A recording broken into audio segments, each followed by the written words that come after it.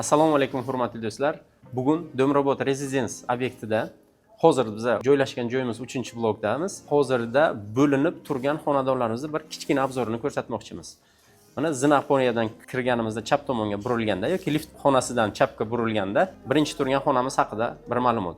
Bu xonamiz 45 kvadratdan iborat bo'lib, kirish eshik joyi, kirganimizdan koridor, mana chap tomonimda turgan sanuzel, ya'ni vanna tualet xonasi, o'ng tomonimda joylashgan xona esa kichikroq xona bo'lib, детский xona sifatida foydalansa bo'ladi. Keyinchalik esa mana bu keng bo'lib turgan joyimiz esa studiyniy zal sifatida foydalansa bo'ladi. Studiyniy zalimizda ham bir qismida oshxona, bir qismini esa zal sifatida foydalansa bo'ladi. Undan keyin toza havoni, tabiatni yoqtiruvchilar uchun esa balkonli ham joyimiz bor. Bu yerda esa keng bir balkonimiz ham mavjud. Balkonimiz 3 metrdan iborat bo'lib, panorama oynasi ham qo'yiladi. Shift balandligi haqida aytmoqchiman. Hozirda 3 metr 10 santimetrdan iborat. Asosiy devorlarimiz monolit betondan iborat. Qo'shimcha yoki xonalarni ajratish uchun esa biz gazobloklardan ham foydalanganmiz.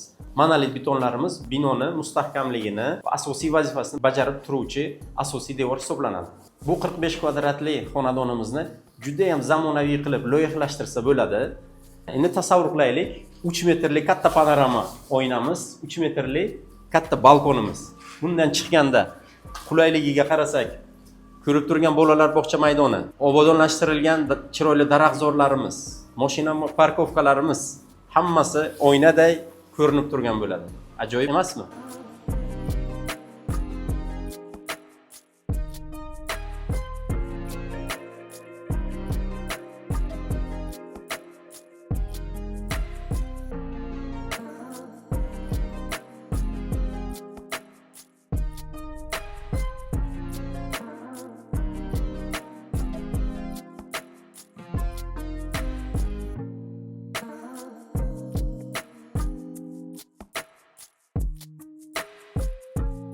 Yana bir xonadonimiz haqida yana bir ma'lumot. Bu taxminan 31 kvadratga keladigan, o'ng tomonimizda sanuzel joylashgan bo'lib, bu yerda esa katta xonamiz. Bu xonadonimizning qulaylik tarafi shuki, 6 kvadratdan iborat balkoni mavjud.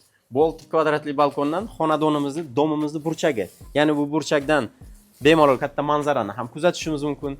Farzandlarimiz, bolalarimiz hovlida o'ynab turganimizda ularni ham ko'rishimiz mumkin. Undan tashqari yana juda katta panorama oynalarimiz ham bor. Bu xonadonga kirib kelish joyimizda odatdagi koridorimizdan ko'ra sal kengroq joy ham mavjud. Mana bu joyimizdan esa bir o'zimga shunaqa fikr keldiki, mebelchi bilan maslahatlashib, O'zbekda nima ko'p, jihoz ko'p. Mana shu yerlarda polkalarda chiroyli qilib joylashtirib, o'zimizga qulayligimizni oshirishimiz mumkin bo'ladi. Kiyimlarimiz, bosh kiyimlarimiz, oyoq kiyimlarimizni ham mana bu yerlarda joylashtirib, bizga xalaqit qilmaydigan holatda chiroyli joylashtirish mumkin bo'ladi.